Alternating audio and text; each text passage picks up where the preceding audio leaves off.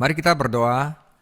Tuhan Yesus yang penuh kasih, kami datang di hadapan-Mu dengan hati yang bersyukur, mengakui bahwa segala hikmat dan kasih sejati berasal dari Engkau. Saat kami bersiap mendengarkan firman-Mu hari ini, kami memohon agar Roh Kudus-Mu menuntun kami. Berkatilah firman yang akan disampaikan agar bukan hanya menambah pengetahuan kami, tetapi juga mengubah hati kami. Biarlah firman-Mu menginspirasi kami membangun ikatan yang lebih kuat dalam keluarga, dengan Engkau, dengan teman-teman kami, komunitas yang berakar pada kasih Kristus. Kami menyerahkan waktu ini kepada-Mu Tuhan, hadirlah di tengah kami dan jadikanlah hidup kami persembahan yang hidup, kudus, dan berkenan kepada-Mu. Dalam nama Tuhan Yesus Kristus kami berdoa. Amin. Saudara, ini adalah bagian praktikal, bagian aplikasi dari kitab Roma 12 sampai Roma 16, tapi hari ini adalah Roma 12 sampai 13. Hubungan yang benar berarti hidup yang benar. Ya, saudara, mulai saja dalam semua suratnya. Jadi mau suratnya Roma, Galatia, Korintus, Efesus, Kolose, semuanya Paulus akan mengakhiri dengan daftar tugas praktis yang didasarkan pada doktrin-doktrin yang telah dibahasnya. Dalam kehidupan Kristen, doktrin dan aplikasi selalu berjalan beriringan. Apa yang kita percayai membantu kita menentukan bagaimana kita berperilaku. Jadi kalau kita ada beriman kepada Yesus, hasilnya pasti pada perbuatan kita. Tidak cukup bagi kita untuk memahami penjelasan doktrin Paulus. Kita juga harus menerjemahkan pembelajaran kita ke dalam kehidupan dan menunjukkan melalui kehidupan sehari-hari kita bahwa kita percaya pada firman Tuhan. Saudara, ide kunci dalam bagian ini adalah hubungan. Istilahnya adalah teologi relasional yang relatif baru, tetapi idenya bukanlah hal yang baru. Saudara, intinya begini, jika kita percaya pada Tuhan Yesus, jika kita memiliki hubungan yang benar dengan Tuhan, maka kita juga akan memiliki hubungan yang benar dengan orang-orang yang menjadi bagian dari hidup kita. Jadi, jika seseorang berkata, "Aku mengasihi Allah," tetapi membenci saudaranya, ia adalah pendusta. 1 Yohanes 4 ayat 20. Jadi di sini kita akan bahas yang 4 hal, bahwa hubungan kita dengan Tuhan, hubungan kita dengan sesama orang percaya, hubungan kita dengan musuh kita, dan yang terakhir Roma 13, hubungan kita dengan pemerintah. Saya mulai, saudara. Roma 12 ayat 1 sampai 2. Ingat kata 1, karena itu, saudara-saudara, karena Yesus telah mati bagi kita, karena kita telah tidak ada penghukuman lagi di dalam roh, karena itu saudara-saudara, demi kemurahan Allah, aku menasihatkan kamu supaya kamu mempersembahkan tubuhmu sebagai persembahan yang hidup, yang kudus, yang berkenan kepada Allah. Itu adalah ibadahmu yang sejati. Janganlah kamu menjadi serupa dengan dunia ini, tetapi berubahlah. Berubah di sini adalah berubah total, saudara. Metamorfo. Tetapi berubahlah oleh pembaharuan budimu. Dengan apa? Belajar Alkitab, saudara. Jadi kita punya akal budi itu diperbaharui, sehingga kamu dapat membedakan manakah kehendak Allah, apa yang baik, yang berkenan kepada Allah, dan yang sempurna. Ya. Nah, ini adalah hubungan kita kepada Tuhan. Kita mempersembahkan seluruh tubuh kita, dan kita ubah cara pikir kita, sehingga cara pikir kita tahu mana yang berkenan kepada Tuhan. Oke, saudara, ini adalah karena itu keempat dalam surat itu. Jadi Paulus itu paling suka pakai kata karena itu. Ya, Roma 3 ayat 20, karena manusia telah dibuktikan bahwa tidak ada manusia yang tidak berdosa, semua orang telah kehilangan kemuliaan Allah dan berdosa. Karena itu, tidak ada seorang pun yang dapat dibenarkan dengan mengikuti hukum Taurat. Itu adalah Roma 3 ayat 20, yang menyatakan bahwa seluruh dunia bersalah di hadapan Allah.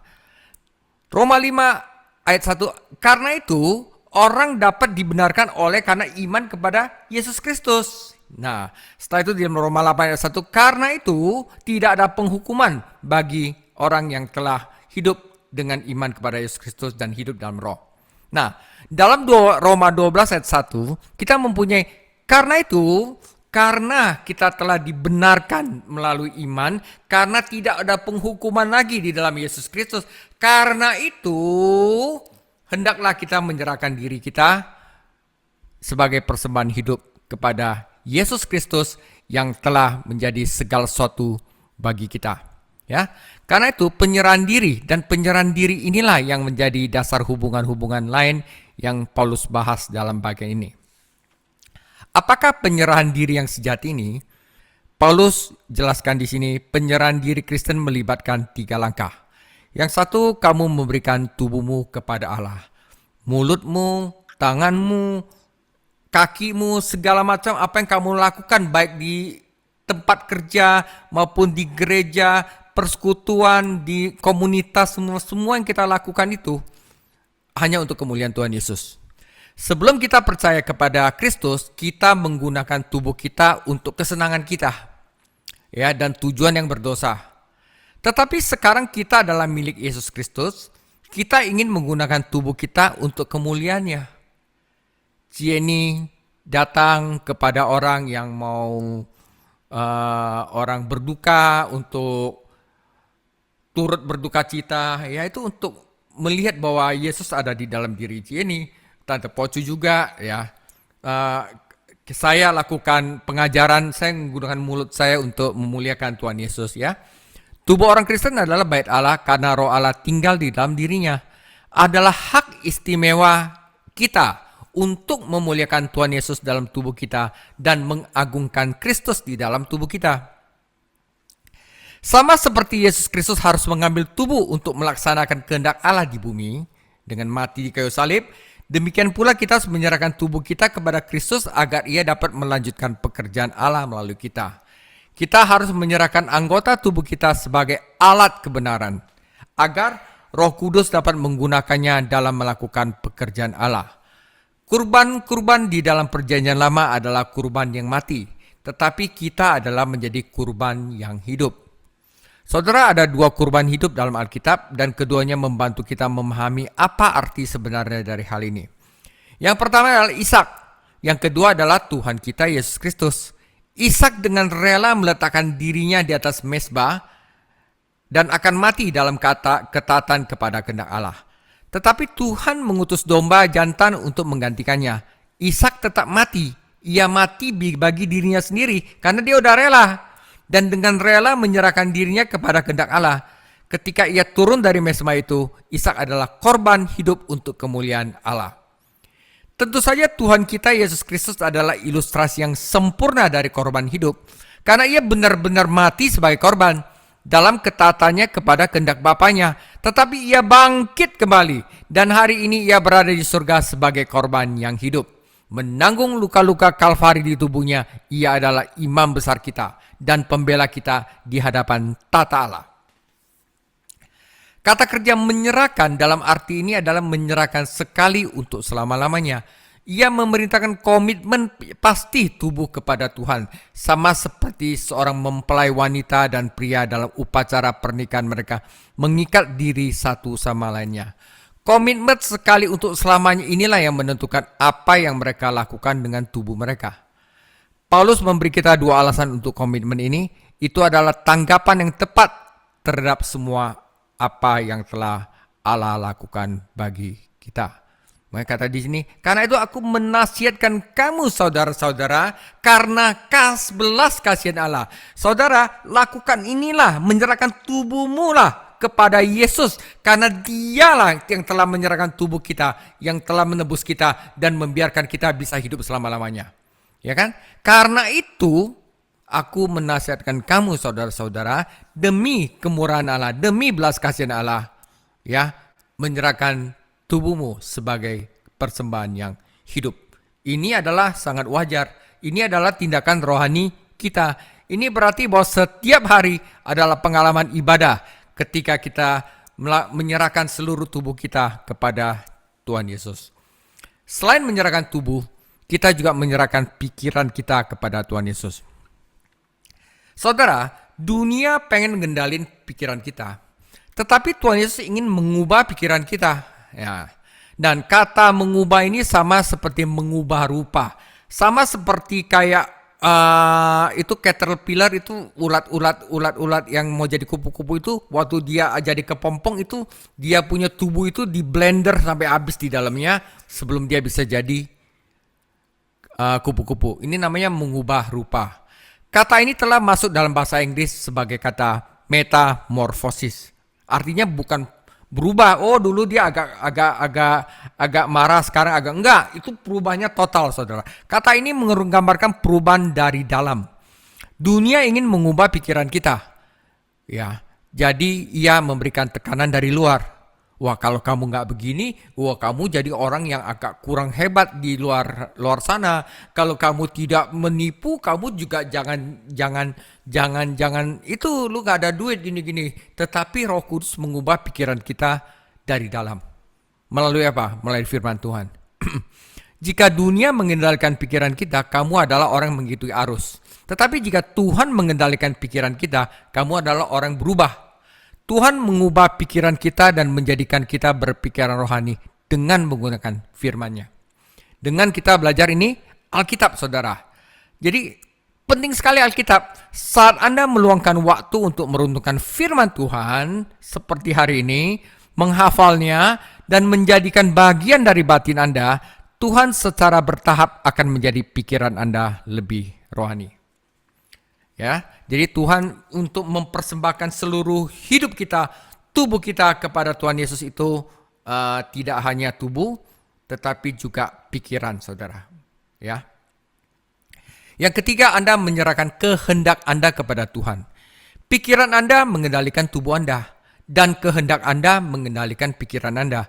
Banyak orang berpikir mereka dapat mengendalikan kehendak mereka dengan kemauan keras, tetapi biasanya mereka gagal. Ya. Hanya ketika kita menyerahkan kehendak kita kepada Tuhan Yesus, kuasanya dapat mengambil alih dan memberikan kita kemauan yang keras, bahkan kekuatan yang tidak menolak, yang kita butuhkan untuk menjadi orang Kristen yang benar-benar Kristen. Kita menyerahkan kehendak kita kepada Tuhan melalui doa yang disiplin. Saat kita meluangkan waktu dalam doa, kita menyerahkan kehendak kita kepada Tuhan dan berdoa bersama Tuhan. Bukanlah kehendakku, tetapi kehendak-Mu yang terjadi. Kita harus berdoa tentang segala sesuatu, membiarkan Tuhan melakukan kehendak-Nya dalam segala hal. Saudara, saya selama bertahun-tahun, mungkin sejak saya mulai benar-benar bertobat, umur 38, sampai sekarang 52, 14 tahun, selama bertahun-tahun saya telah mencoba untuk memulai setiap hari dengan menyerahkan tubuh saya kepada Tuhan. Minimal tiap hari saya harus baca firman. Minimal saya memaksa saya untuk melakukan segala sesuatu yang berhubungan dengan firman Tuhan. Karena saya tahu itu penting sekali. Kemudian saya meluangkan waktu dengan firman-Nya dan membiarkan Yesus Kristus mengubah pikiran saya dan mempersiapkan pemikiran saya untuk hari yang baru itu. Lalu saya berdoa dan menyerahkan rencana hari itu kepadanya dan membiarkan dia bekerja sesuai kehendak-Nya. Saya terutama berdoa tentang tugas-tugas yang membuat saya kesal, saudara, ya, dan khawatir, ya. Dan dia selalu menolong. Selalu saya doa begini, Tuhan Yesus, ada hal yang saya tidak bisa lakukan, ada hal yang menjadi kelemahan saya tidak bisa untuk lakukan, tetapi Tuhan tolong bantu saya. Dan dia selalu menolong saya melewatinya. Bahkan ada hal yang saya rasa saya tidak bisa, itu bisa dilakukan karena kuasa dari Tuhan Yesus. Jadi untuk memiliki hubungan yang benar dengan Tuhan, kita harus mulai hari dengan menyerahkan tubuh kita, pikiran kita, dan kehendak kita kepadanya. Oke, saudara, ya mulai tiap hari saya mikir, wah udah lama gak fokus sama Tuhan benar. Saya mulai bikin video, bikin apa. Ya jadi saya lakukan, ya tubuh saya pakaian yang bagus agar kelihatan di kamera bagus. Itu semua menyerahkan tubuh kepada kehendak Tuhan Yesus. Ya. Yang kedua adalah hubungan kita dengan sesama orang gereja. Roma 12 ayat 3 sampai 16. Berdasarkan kasih karunia yang dianugerahkan kepadaku, aku berkata kepada setiap orang di antara kamu, Janganlah kamu memikirkan hal-hal yang lebih tinggi daripada yang patut kamu pikirkan. Tetapi hendaklah kamu berpikir begitu rupa sehingga kamu menguasai diri menurut ukuran iman yang dikaruniakan Allah kepada kamu masing-masing. Sebab sama seperti pada satu tubuh kita mempunyai banyak anggota, tetapi tidak semua anggota itu mempunyai tugas yang sama. Demikian pula kita, walaupun banyak, adalah satu dalam tubuh Kristus, di dalam Kristus, tetapi kita masing-masing adalah anggota yang seorang terhadap yang lain. Jadi demikianlah kita mempunyai karunia yang berlain-lainan menurut kasih karunia yang dianugerahkan kepada kita. Jika karunia itu untuk bernubuat, baiklah kita melakukan sesuai dengan iman kita. Jika karunia untuk melayani, baiklah kita melayani. Jika karunia untuk mengajar, baiklah kita mengajar. Jika karunia untuk menasehati, baiklah kita menasehati. Siapa yang membagi-bagikan sesuatu, hendaklah ia melakukannya dengan hati yang ikhlas. Siapa yang memberi pimpinan, hendaklah ia melakukannya dengan rajin. Siapa yang menunjukkan kemurahan, hendaklah ia melakukannya dengan sukacita. Hendaklah kasih itu jangan pura-pura. Jauhilah yang jahat dan lakukan yang baik. Hendaklah kamu saling mengasihi sebagai saudara dan saling mendahului dalam memberi hormat. Janganlah hendaknya kerajinanmu kendor, biarlah rohmu menyala-nyala dan layanilah Tuhan. Bersukacitalah dalam pengharapan, sabarlah dalam kesesakan dan bertekunlah dalam doa. Bantulah dalam kekurangan orang-orang kudus dan usahakan dirimu untuk selalu memberikan tumpangan. Berkatilah siapa yang menganiaya kamu, berkatilah dan jangan mengutuk. Bersukacitalah dengan orang bersukacita dan menangislah dengan orang menangis.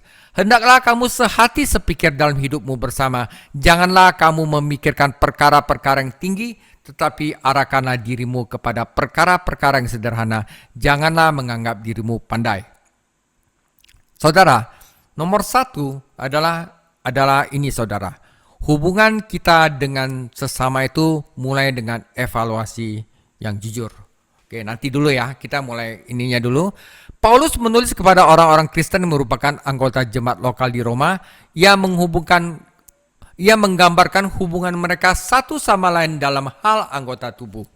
Ya, ia menggunakan gambar yang sama dalam 1 Korintus 12, Efesus 4 ayat 7 sampai 16. Gagasan dasarnya bahwa setiap orang percaya adalah bagian yang hidup dari tubuh Kristus dan masing-masing memiliki fungsi rohani untuk dilakukan. Saya bisa ngajar, tapi saya nggak gitu bisa multimedia untuk ke YouTube. Saya nggak bisa bikin yang sebagus Eko, yang bikin saya punya intro dan yang kayak begitu-begitu. Kita masing-masing punya fungsi rohani yang untuk dilakukan. Saya tidak bisa pergi-pergi ke seperti Ibu Yeni ngelayat orang-orang sana sini orang sakit didatengin. Saya tidak bisa seperti Tante Pocu yang tiap hari bisa berdoa. Saya tidak bisa seperti Pak John Perli yang hatinya begitu giat untuk melayani Tuhan.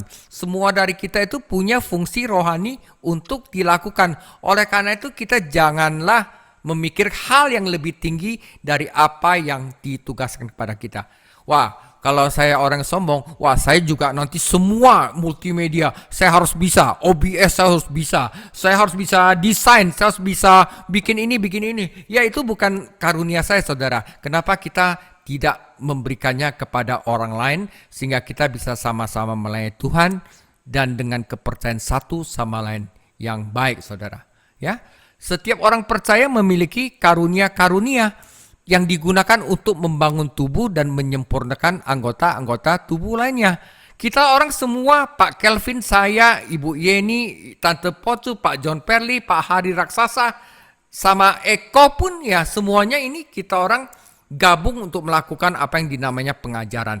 Pengajaran pun itu adalah salah satu bagian dari gereja.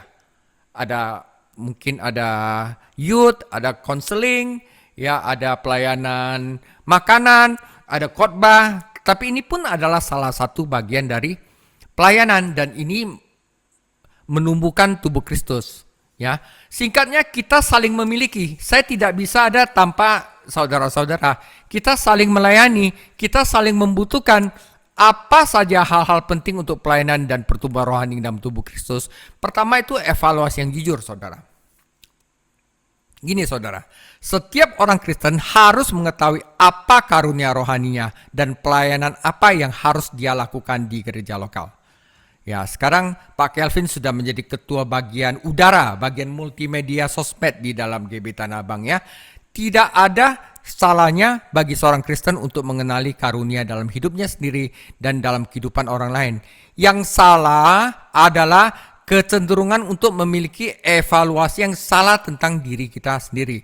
Ya, kadang-kadang kita karunianya ini, tapi karena kita suka karunia orang lain, kita cenderung bilang kita karunia itu. Ya, tidak ada yang lebih merusak di gereja lokal selain seorang percaya yang terlalu melebih-lebihkan dirinya sendiri. Saya bisa ini itu semuanya, mau jadi otoritas satu-satunya. Nah, ya kan? Dan mencoba melakukan pelayanan yang tidak mampu dilakukannya. Ya. Terkadang kebalikannya juga benar. Orang-orang itu saking meremehkan dirinya, dia bilang, saya tidak bisa apa-apa. Nah, kedua sikap itu salah. Karunia yang kita miliki datang karena kasih karunia Allah. Karunia itu harus diterima dan digunakan dengan iman. Kita diselamatkan oleh kasih karunia melalui iman. Dan kita harus hidup dan melayani oleh kasih karunia melalui iman.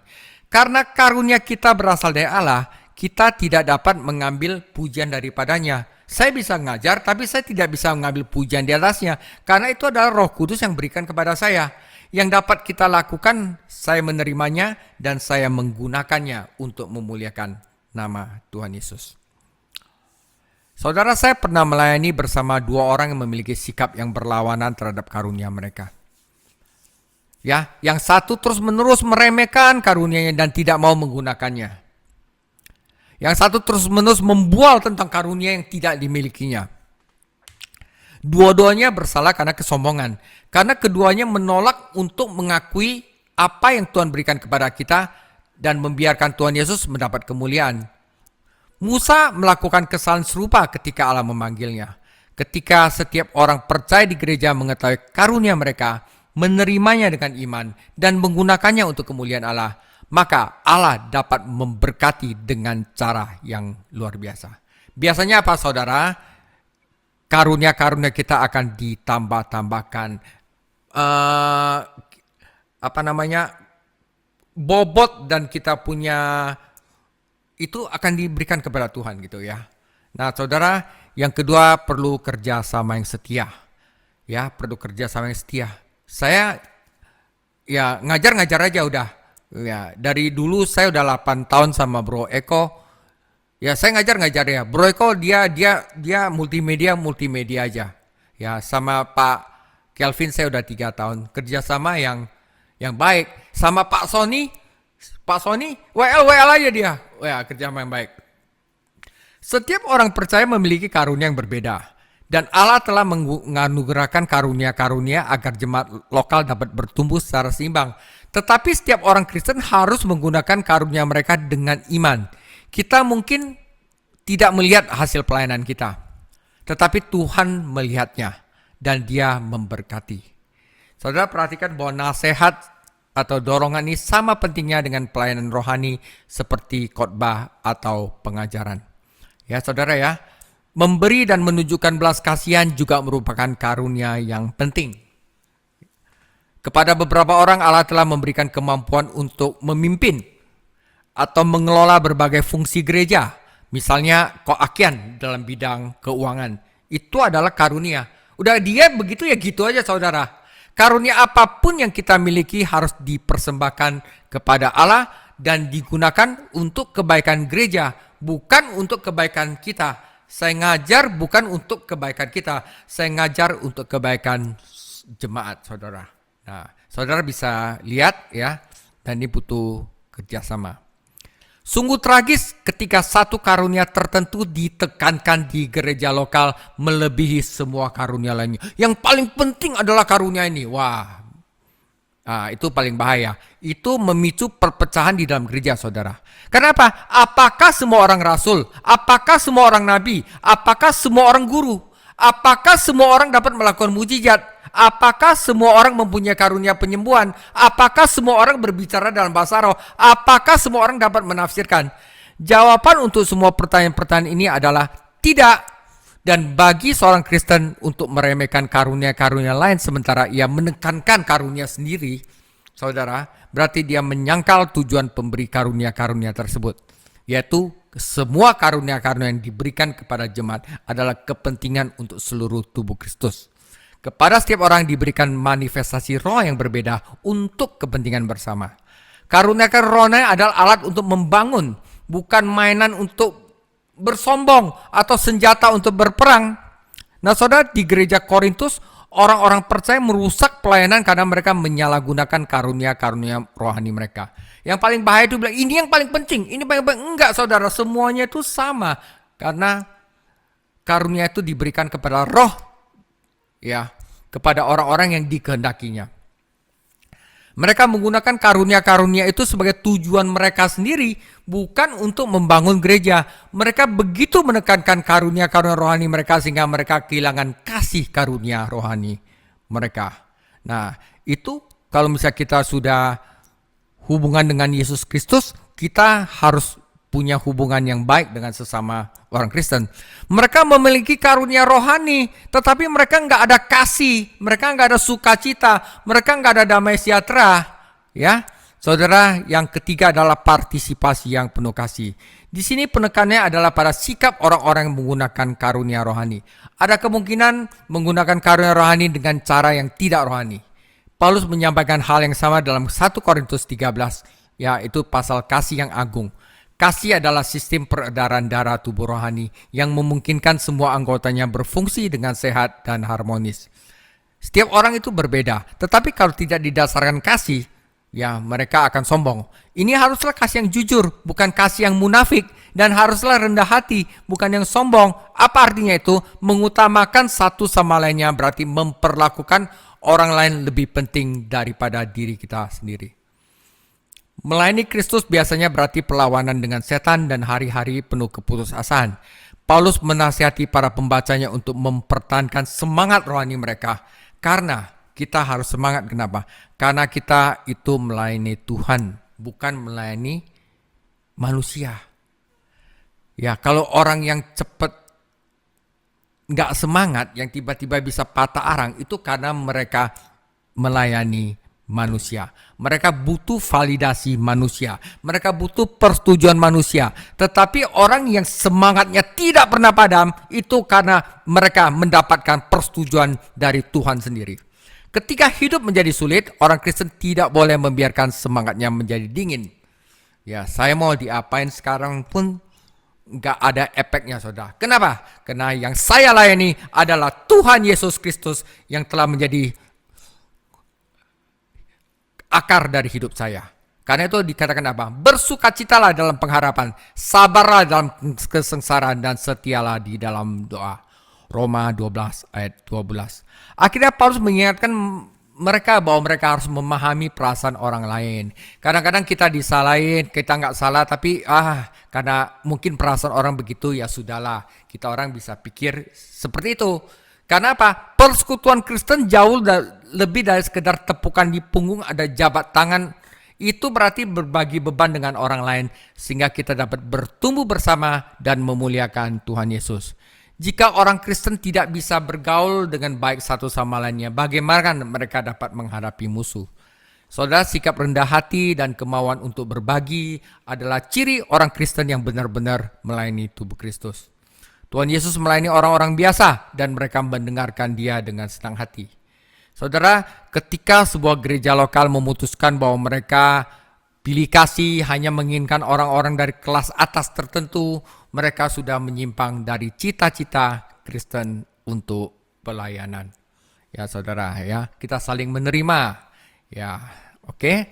Tuhan Yesus itu, saudara-saudara, itulah karena kita telah dibenarkan oleh Tuhan Yesus. Maka karena itu, ya, pertama hubungan dengan Tuhan kita, Tuhan mau kita punya pikiran, tubuh dan kehendak itu sesuai dengan apa yang Tuhan mau, ya. Jadi korban yang hidup. Kedua, hubungan kita dengan sesama kita pun sudah pakai rendah hati dan kasih, bukan untuk kesombongan sendiri gitu, saudara. Yang ketiga, saudara, hubungan kita dengan musuh kita pun akan berubah. Oke saudara, Roma 12 ayat 17 sampai 21. Janganlah membalas kejahatan dengan kejahatan. Lakukanlah apa yang baik bagi semua orang. Sedapat-dapatnya kalau hal itu bergantung padamu. Kalau misalnya itu kita yang ngambil posisi, hiduplah dalam perdamaian dengan semua orang. Saudara-saudaraku yang kekasih, janganlah kamu sendiri menuntut pembalasan, tetapi berilah tempat kepada murka Allah. Sebab ada tertulis, pembalasan itu adalah hakku. Aku yang menuntut pembalasan, firman Tuhan.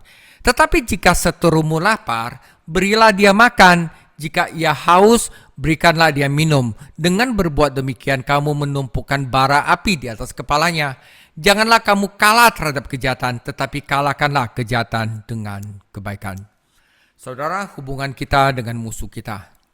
Saudara, orang percaya yang benar-benar menggambarkan Injil dengan benar, udah pasti memiliki musuh.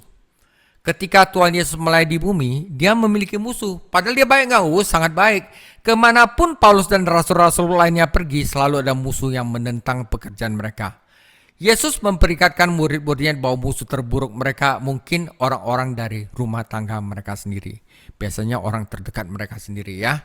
Sayangnya beberapa orang percaya memiliki musuh karena mereka kurang kasih atau kesabaran. Ya, memang dia punya musuh karena mereka kasar ya. Tetapi ada juga mereka mempunyai musuh bukan karena mereka sayangnya beberapa orang percaya memiliki musuh karena mereka kurang kasih dan kesabaran dan bukan karena mereka setia dalam kesaksian mereka. Jadi ada orang yang punya musuh karena mereka terlalu benar dalam Alkitab. Ada perbedaan antara turut merasakan penghinaan salib dan menjadi orang Kristen yang suka menyerang.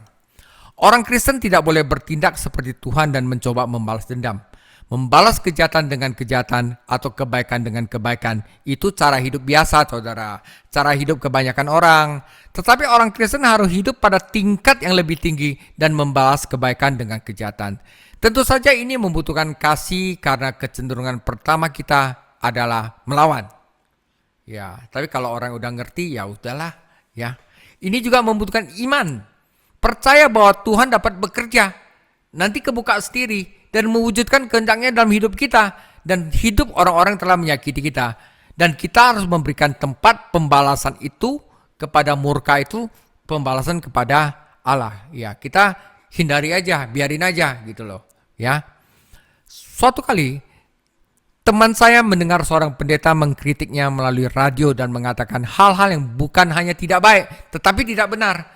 Teman saya menjadi sangat marah dan berencana untuk melawan balik. Ketika seorang pendeta yang saleh berkata, jangan lakukan itu, jika kamu membela diri, maka Tuhan tidak dapat membelamu. Ya saudara, serahkanlah hal itu kepadanya. Ya, teman saya mengikuti nasihat bijak itu dan Tuhan membelanya. Nasihat dalam Roma 12:20 mengingatkan kita perkataan Yesus dalam Matius 5:44-48. Perkataan ini mudah sekali untuk dibaca tetapi sulit untuk dipraktekkan.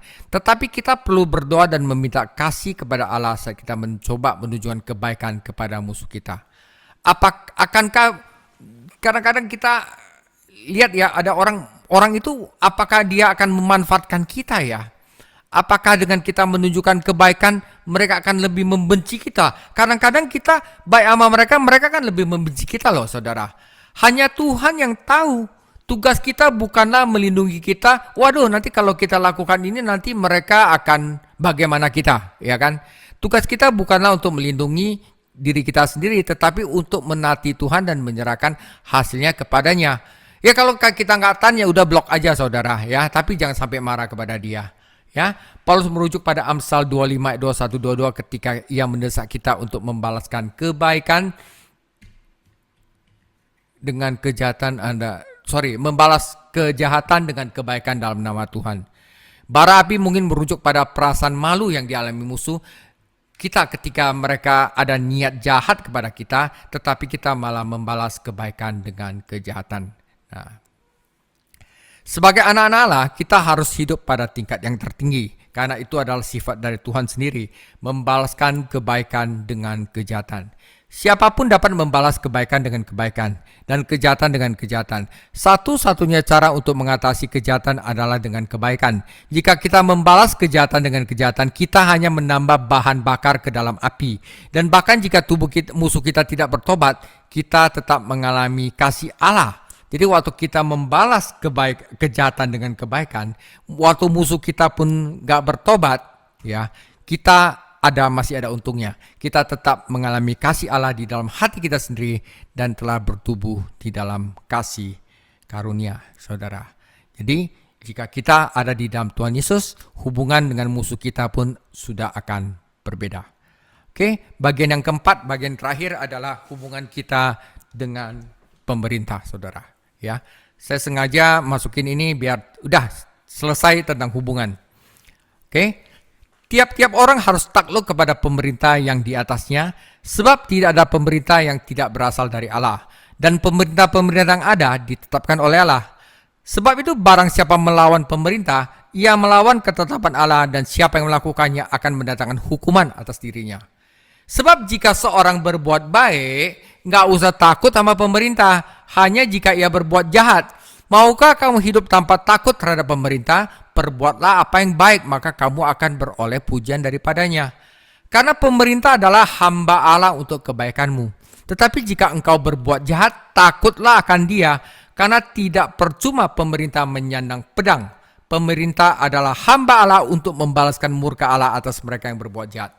Sebab itu kita perlu menaklukkan diri, bukan saja karena dia bawa pedang, tetapi juga karena suara hati kita, ya. Itu sebabnya kamu membayar pajak karena mereka yang mengurus itu adalah pelayan-pelayan Allah. Bayarlah kepada semua orang yang harus kita bayar, pajak kepada orang yang berhak menerima pajak, cukai kepada orang yang berhak menerima cukai, rasa takut kepada orang yang berhak menerima rasa takut, dan hormat kepada orang yang berhak menerima hormat. Janganlah kamu berhutang apa-apa kepada siapapun juga, tetapi hendaklah kamu saling mengasihi. Sebab barang siapa mengasihi sesamanya, ia sudah memenuhi hukum Taurat. Karena firman jangan berzina, jangan membunuh, jangan mencuri, jangan mengini, dan firman manapun juga sudah tersimpul di dalam firman ini, yaitu kasihilah sesamamu manusia seperti dirimu sendiri. Kasih tidak akan berbuat jahat terhadap sesama manusia, karena kasih adalah kegenapan hukum Taurat. Hal itu harus kamu lakukan karena kamu mengetahui keadaan waktu sekarang, yaitu bahwa saatnya telah tiba bagi kamu untuk bangun dari tidur, sebab sekarang keselamatan sudah lebih dekat bagi kita daripada waktu kita menjadi percaya. Hari sudah jauh malam, telah hampir siang. Sebab itu marilah kita menanggalkan perbuatan-perbuatan kegelapan dan mengenakan perlengkapan senjata terang.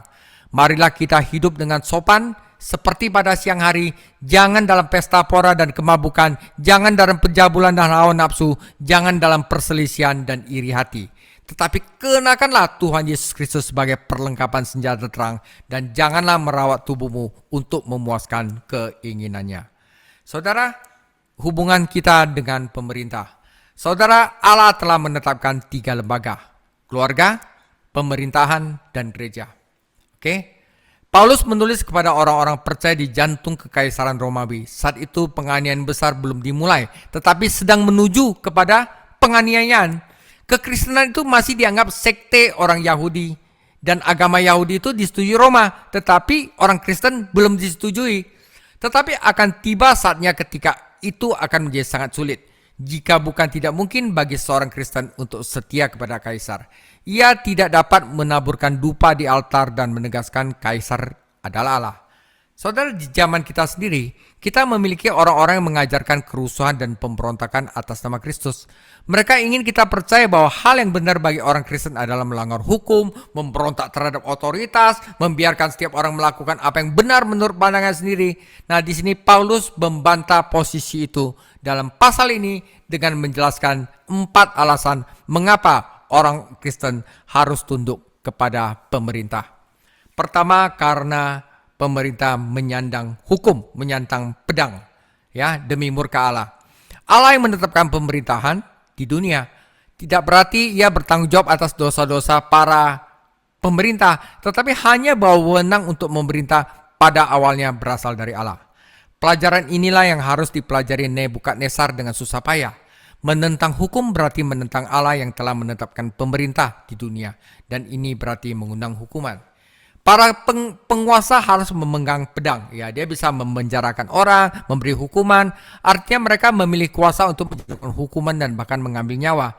Dan Allah menetapkan pemerintahan manusia karena umat manusia itu berdosa dan harus memiliki semacam wewenang itu atas kita. Allah telah memberikan pedang kepada para penguasa dan dengan itu wewenang untuk menghukum bahkan mengeksekusi. Hukuman mati ditetapkan pada Kejadian 9 dan belum dihapuskan.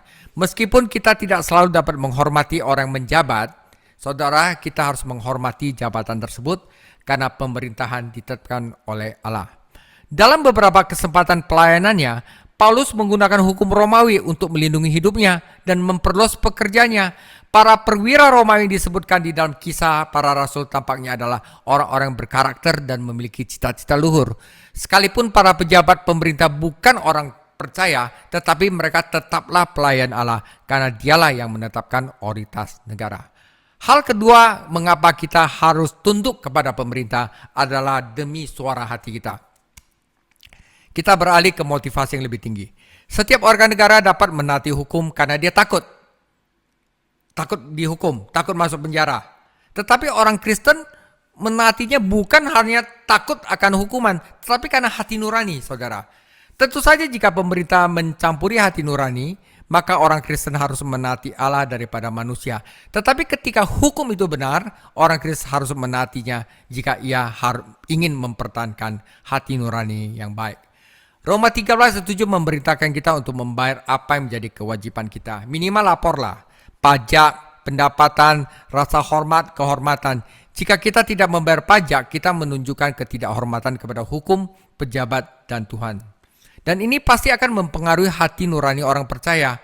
Kita mungkin tidak setuju dengan semua yang dilakukan uang yang dibayarkan dalam bentuk pajak. Mungkin kita nggak setuju itu digunakan untuk MBG. Ya. Tapi kita tidak boleh melanggar hati nurani kita dengan menolak untuk bayar. Ya saudara ya. Nah, yang ketiga, selain karena hati nurani demi kasih. Ya, kita tunduk kepada pemerintah karena kasih. Paulus memperluas lingkaran tanggung jawab dengan memasukkan orang lain selain pejabat pemerintah. Saling mengasihi adalah prinsip dasar kehidupan Kristen. Itu adalah perintah baru yang diberikan Kristus kepada kita. Ketika kita mempraktekkan kasih, tidak perlu hukum lain, karena kasih sudah mencakup seluruhnya. Jika kita mengasihi orang lain, kita tidak akan berdosa terhadap mereka. Ini menjelaskan mengapa 10 perintah Allah tidak sering disebut di dalam Perjanjian Baru.